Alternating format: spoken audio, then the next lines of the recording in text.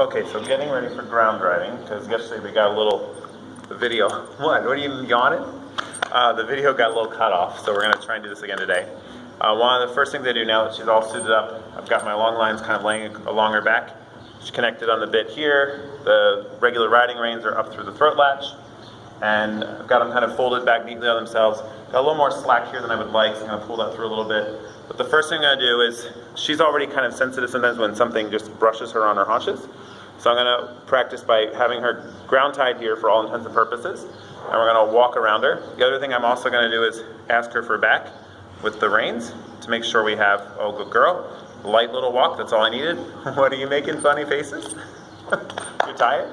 And then I'm going to have her stand here and I'm just going to slowly brush every part of her body as I walk around behind her, staying close.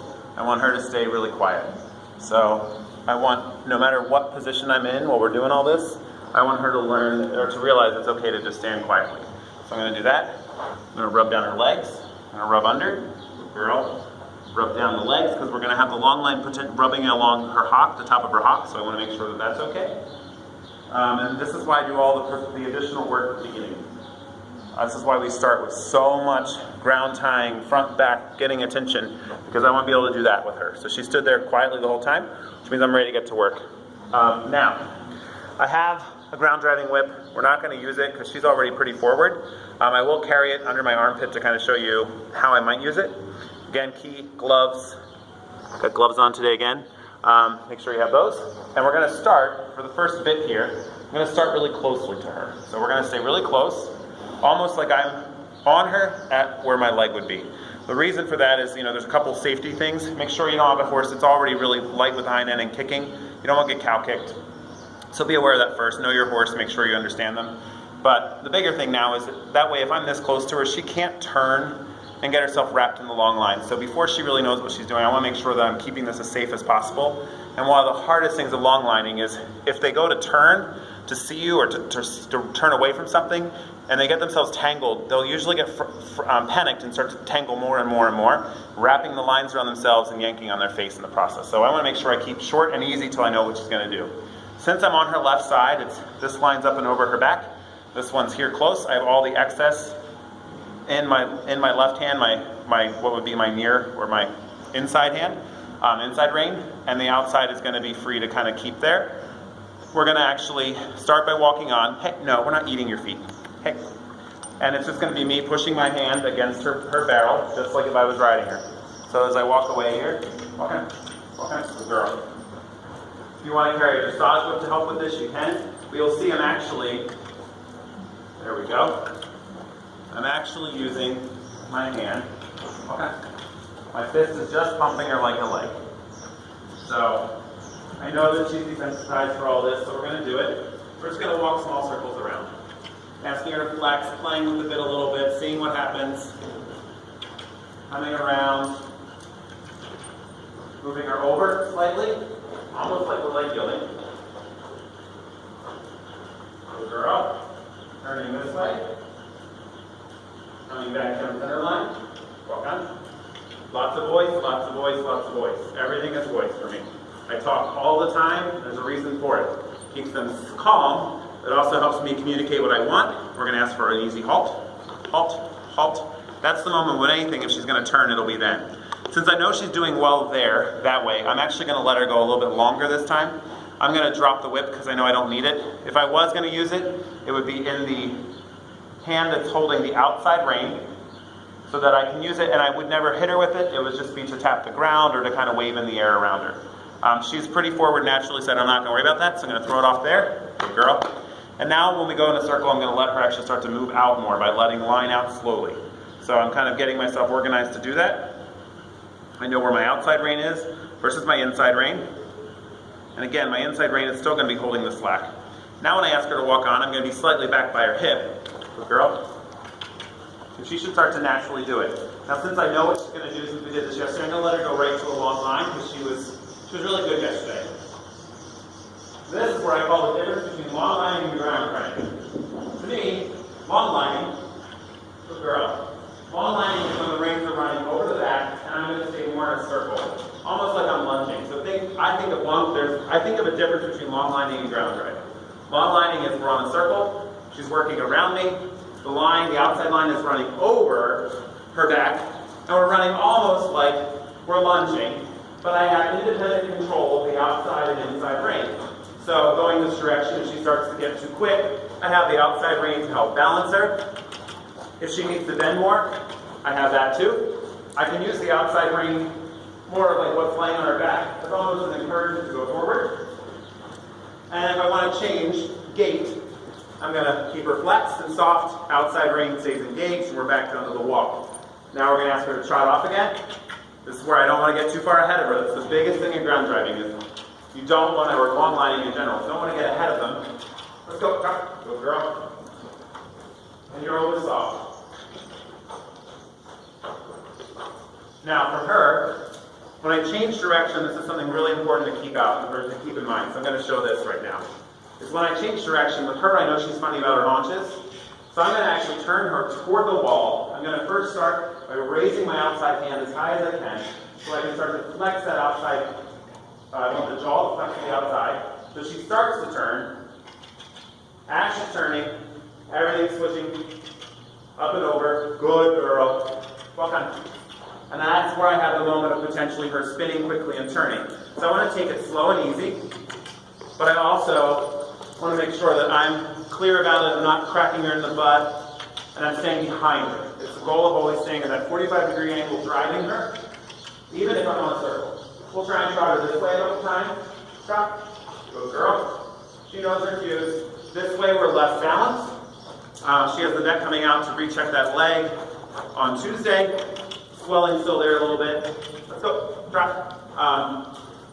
She's cleared for work, but I'm going to, before I start riding her in the saddle or doing too much heavy work, I'm going to make sure that that's double checked and we can get that swelling under control a little more. So now we can see going to the right. Still slow and even. She also tends to not be quite as, she wants to flex almost to the left more, like she's flexing the outside a little more. Now if I ask her to walk, outside rein, inside rein to keep her bent. Walk on. Walking, good girl. So that's long lining in a nutshell. It's basically I'm in the center, my lines are going one over top of her, and one on the inside. That's my definition of long lining difference between that and ground driving. Ground driving to me is where I actually have the line split behind her. I'm going to try and do that. She gets funny about her hind end, so we're going to do this carefully and slowly. I'm slowly raising my hand as high as I can, brushing it over her, and now I'm behind her. Now in what I would consider more of a ground driving position.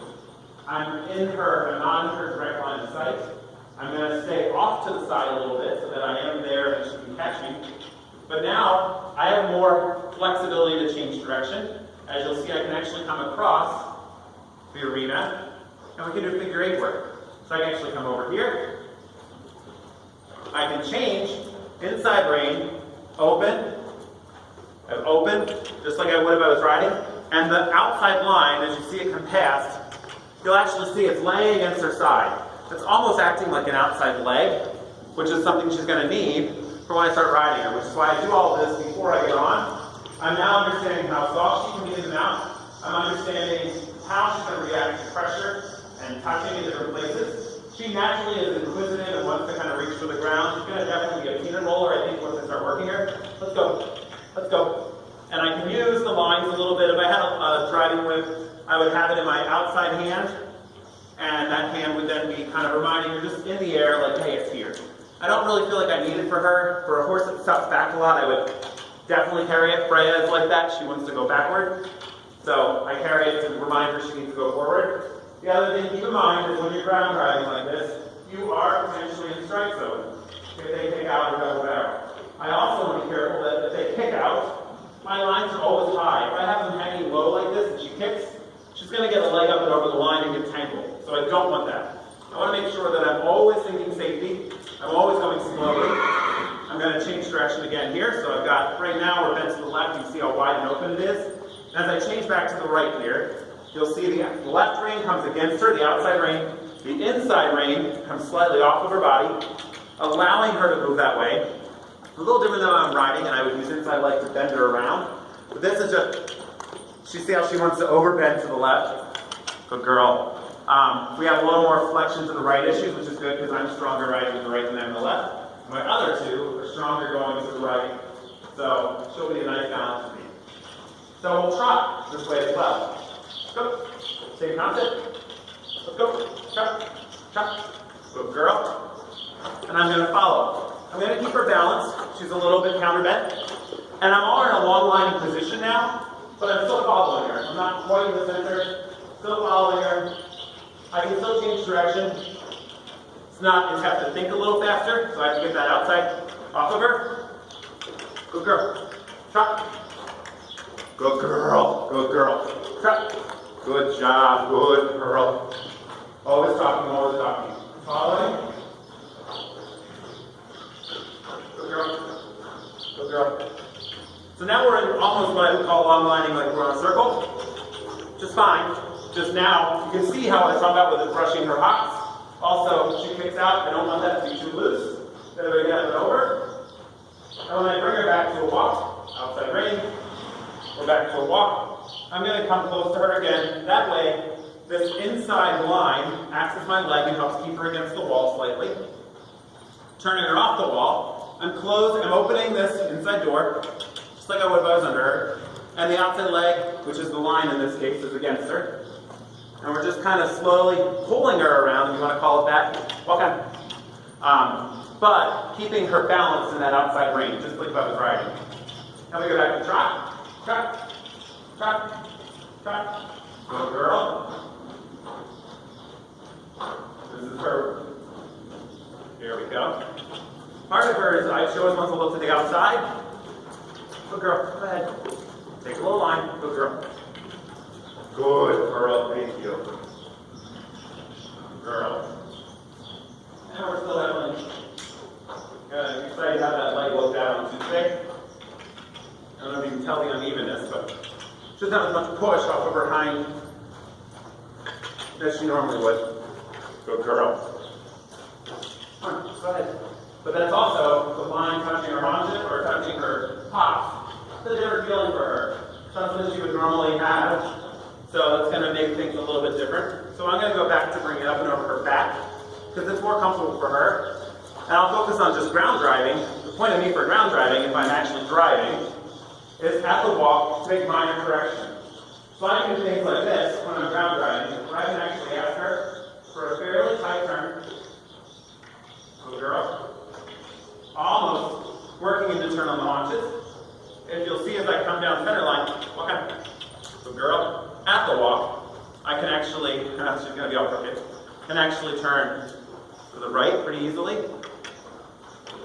I'm keeping that outside rein engaged, which is keeping that where the legs will go, right? Go ahead. Okay. Good girl. We can start practicing that. I can actually eventually do leg heel with her in this by slowly opening. Challenge is keeping her moving forward, which is why I'll show you how I carry the whip, just so that I have it. Come on, girl, let's walk on. Back to the whip area here. Okay, hope.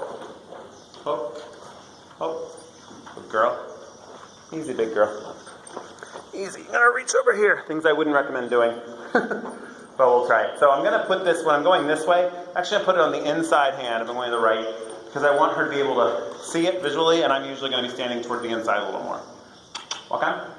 And you'll notice how I use it. It's high, and it's more of a tassel flapping in the wind. Let's go. Okay. Good girl. You use it to the outside, it's fine. The difference for me is when I use the outside, I feel like it swings their haunches to the inside, and they get bent. I'd rather be able to push her side over by reminding her that this is here. No different than I'd be riding around with my inside leg if I was on her. So she's got to have that inside leg, inside drive, to move that inside hind leg forward. So now we do this same kind of concept for the turn. I'm going to halt. Halt. Good girl. And the way I'm set up now would be to turn her haunches coming to the right, because I have an outside leg on her there. I'm going to actually turn her the other way, which means I'm going to bring the haunches this way. Good girl.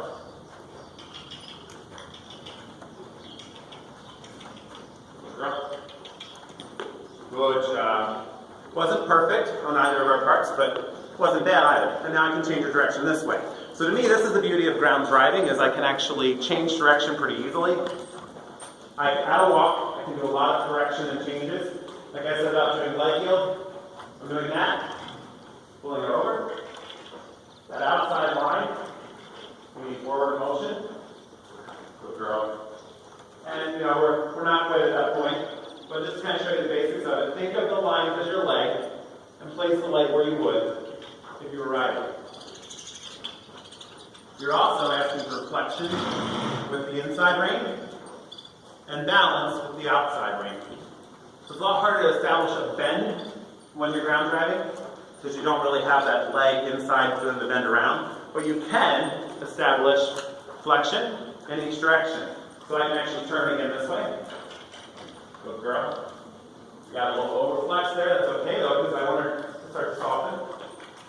And now I'm going to go the other way, right? That inside rein came off of her again. Switching line. I'm asking her to flex to the right. Walking on. Good girl. And everything she's showing me now is she's going to be fairly nice and polite under saddle. I think if anything, she's going to be a distraction issue. And she's going to be one that's going to try and pull the reins out of my hands all the time. We're going to have issues, go ahead, flexing to the right. I think she's going to want to be counterbent, going to the right a little bit. And I think we're past the sensitivity issues that she was having with her haunches. Because the first couple of times I did this yesterday, the line over her haunches, she definitely was reactive about it. So to practice that again, I'm going to actually take the whip under my armpit. And we're going to try this. Actually, I'm going to throw the whip off to the side. I don't need it right now. Good girl. Okay, we're going to come around here. And actually, we're going to try this while we're walking. So while I'm walking, I'm going to try and bring this outside line, the left line, up and over her haunches. Good girl. No, we're not leaving. Good girl. Walk on. Good girl. Walk on. Okay, good job. So slow and easy. And I had to keep the reminder forward because the last thing I want is for her to stop while I'm doing that, or else she will get tangled. Go ahead. Now we're going to go back to trot. Trot. Trot. Okay. Good girl. Good job. Now we're back to long lining, at least how I would call it, on a circle. And we're going to do a lot of this for the next week. This is going to be for me to help her learn to go forward, to look for the contact, to kind of balance herself before I get on. But it's going to help me too because I can actually start to play a little bit, good girl, with the contact. She has full rein right now to do what she wants with the bit. The line's completely loose for her to pull it out of my hands if she wants to, until we get to a point that she starts to pull too much. Good girl. Good girl. And we'll do this, good girl, until she starts to relax for a full circle. And that's when I'll know it's time to start riding. Good girl. When she can relax on the long line for a full circle, even with loose contact, she's starting to engage that back. It'll make it a lot easier when I get on her. But you can see how she naturally wants to do it anyway. Good girl. Go ahead. Trot. Easy, good girl. Good job. And let's walk. Good girl. Now, the last thing I want to make sure I show is how to undo a horse on the long line. See if I can get her to frame better. Walk up. Good girl. Outside? No. Okay, see the turn? There we go. I wasn't paying attention, so did you see that? That's what you want to try and avoid. She's thankfully kind enough, but she turned into me because we practiced turning, and I wasn't ready for it. So in that instance, if she had kept turning, this line would have ended up here, all the way wrapped around her. She's thankfully smart enough to not do that head up, and I got lucky. So those things happen. I was trying to refine something I shouldn't have. So I want to show you how to undo this a little bit easier. So we're going to walk her off again. Come back out. Nope. I need outside rein. Gotta get behind her. Go forward. Good girl. So see how in tight proximity like that, she wanted to turn. I had to really work to keep the outside rein going. Walk on. And keep her going forward. So what I want to do is I want to show you how when you're stopping. Nope. So now, see this? This is what we don't want. She's backing away. I'm going to take it easy and slow. Get back to where I need to be. And we're going to be here. Now I'm going to walk her on. I'm set up for her to go to the right. Okay? But it happens when she stops moving. That's when it happens. Which is why you need forward. Forward is so key. Go ahead. Good girl. I'm going to come back down to the camera so you can see a little bit better. Good girl, easy. How I would do it correctly. So I'm going to keep her a little bit bent to the left. Okay, we're going to halt here. Now, what I would normally do, what I should be doing, is these lines are going to fold on themselves as I walk up to her, but staying close to her hip, or aiming my direction of body toward her hip. So I came at her hip so that it didn't, I didn't want to get in front of her too much, because when I did, she wants to turn to face me. So we'll try that again. I'm going to show you to the other side. Easy, good girl. Easy. Good girl. Bring these around with me. Try and show up from this side what I was doing. So, let's say I'm out here. Get organized before I do this. Again, nothing wrapped, just fold it. I'm out here, and we halt. See how she wants to do that? I need my outside ring, and I need to stay behind her. So this is the time when she's not moving, is when the most stuff can happen, is when they're not going forward. And it's when people panic and they get in a rush, and I don't want anyone to do that. I want you to keep it relaxed and easy. And just know that I need to stay behind her, not up here, because she wants to see me. And as soon as I get to here, she brings those haunches, that front end around, I'm in trouble. So I want to be here, and as I collect up to get up to her, so if I've just halted her, and I'm standing here and I've halted her, I don't want to just start walking out willy-nilly. I want to take my time. I'm going to fold. I'm going to pull in, and I'm going to stay aiming almost for her hip until I get to here. And I'm going to have everything folded neatly. I'm going to lay it over her back because I know she can handle it. I would normally do this all here, but I'm going to walk closer so you can see. Come on, big girl. Okay. Good girl. And when I get up to here, what I would actually do now is I'm going to unclip here, and I'm just going to clip it back. Well, actually, first step, sorry, is I'm going to undo her reins. Easy, big girl. I'm going to undo the bridle so that I have those as my backup reins when I take all this off. So that gets undone. Good girl. Hey, hey, hey, hey, hey. No. Now I'm going to unclip the long line, and I'm just going to clip it back onto another ring on the surcingle to make this quick and easy. And I'm going to do it on the same side on this side. So I'm not here trying to feed it back through and wind it up as I go. I trust her, but you shouldn't just always blindly assume. And now, that's all up there. I'm going to undo my surcingle. I'm going to move fairly quickly so I can get this off of her before it's all tangled up. Now when I pull it off, everything is together. It's all right there in one place, and I don't have things dragging on the ground. I can lay that off to the side. I can take the reins up over her head. I can put her bridle, her throat latch back up. Good girl. And I'm ready to just walk her back to the barn now. So, hopefully, that helped show you a little bit of how I get started. A few little mistakes, which is great. I'm glad that those happened, because I think it's important for you to see everything. I know it's a long video, so if you've watched the whole thing, appreciate it. Feel free to ask questions or reach out. My website, ottbtraining.com, has contact information, and on Facebook, it's facebook.com/ottbtraining. Thanks so much.